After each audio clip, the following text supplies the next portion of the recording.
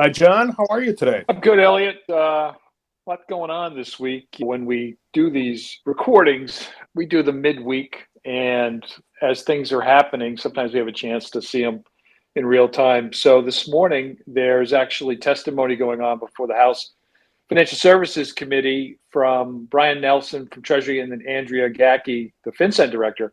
And folks should take a look at the testimony, but I just wanted to highlight two things very quickly.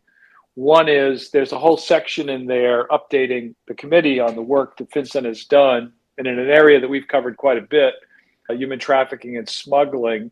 In the testimony, she mentioned specifically that FinCEN has received over 6,000 SARs referencing suspected human trafficking and related activities. So that's in there. And she also, as she talks about the enforcement actions they've been involved in, which I think they've done 4 in the past year, but just going to the conclusion, which I thought was relevant. She's only been there since September, but she, again, highlighting things that have been going on throughout 2023.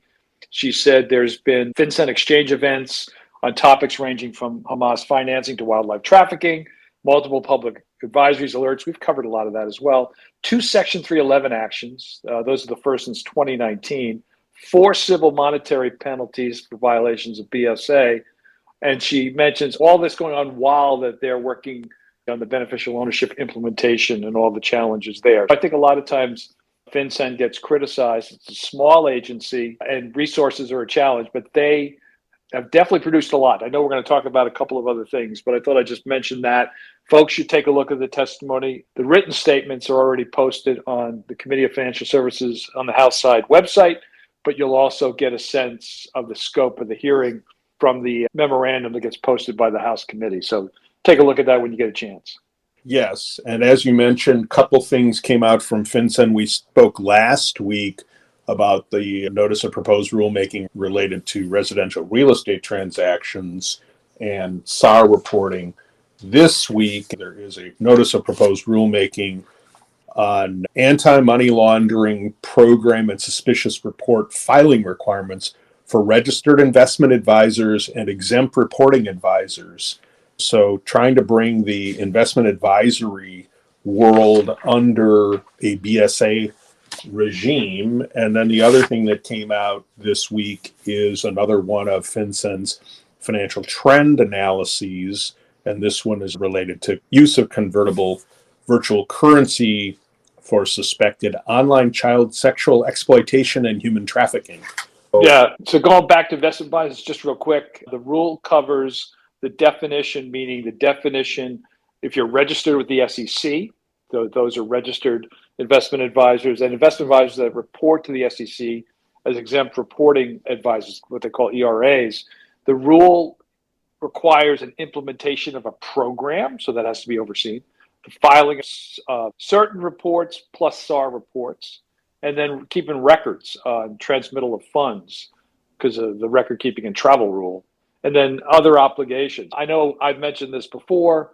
When I was at the ABA over 20 years ago, when the Patriot Act was being passed, we urged Congress to cover everybody. And sadly, they never did. They made some attempts, but investment advisors was always on the table. And now we're actually got a notice of proposed rulemaking. So it's going to be really interesting to watch the comments filed. I would imagine there's going to be a lot of effort to push back on this proposal, but we'll see what happens. Yes, and there is history there. This proposal actually supersedes a proposal that was issued by FinCEN in 2015, attempting to do some of the same things. The proposals are not identical. I guess if I was going to be honest, I would say that the industry battled FinCEN to a standstill, and that 9-year-old proposal is now being replaced with this one, but it was never implemented. There's a fair amount of good intelligence that tells us that there's a lot of undisclosed money that flows through the registered investment advisor process. This gets a lot more technical, and this is beyond what you and I are going to talk about, but there are registered investment advisors who are owned by bank holding companies in the United States, and so how they've been involved already, the Investment Advisors Act of 1940 is a complicated animal, and there'll be lots of places to nitpick, if you will, and also to propose changes and refinement. But it's a pretty broad rule as proposed and would generally align RIAs and ERAs with the responsibilities that other financial services companies who have been brought under the BSA regulatory regime are expected to do. I feel like the big driver, and John, correct me if I'm wrong here, of this coming out now, first was AMLA, but more importantly, it has to do with the national security view that terrorist financing is very much at the top of the list. Any place that potentially terrorist-related funds flow, we need more insight into what's going on.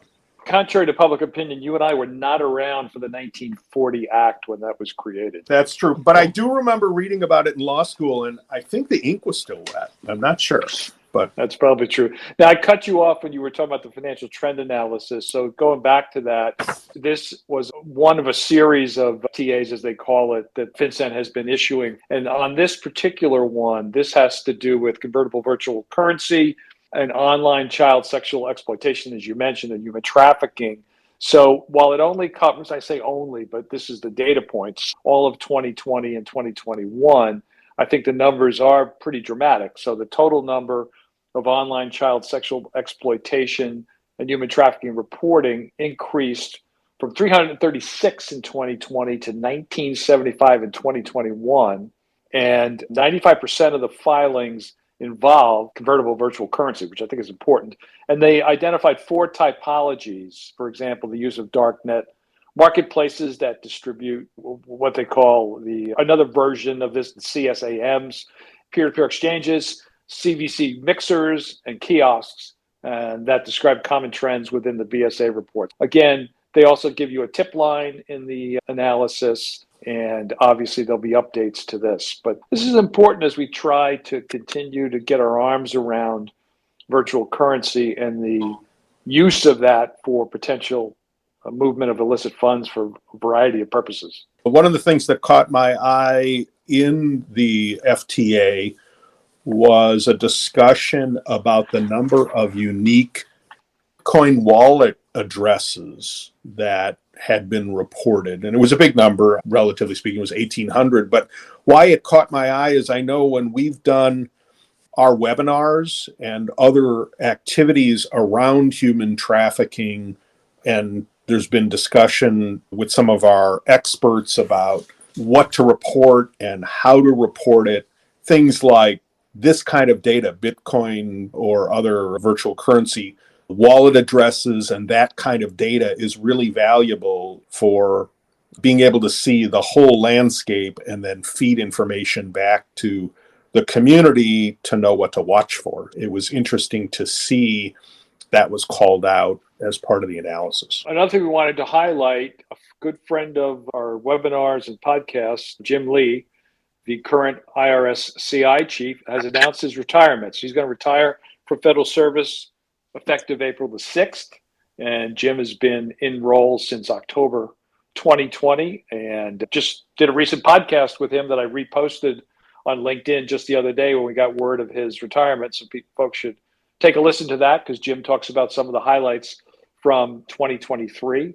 Again, we've been fortunate to work with the past 2 chiefs, Don Ford, who's a member of our advisory board, and Jim, and they've also been very active with the AML Partnership Forum. Jim will also be acknowledged at the forum this year, and he's been just a great partner. So there's no replacement yet, as far as we know. Long career. He started back in 1995, been in a variety of roles within the IRS, but again, a true partner, which is key to not just our forum, but key to our community, working across the private and public sector. So we're happy for him and really appreciate the work that he's done.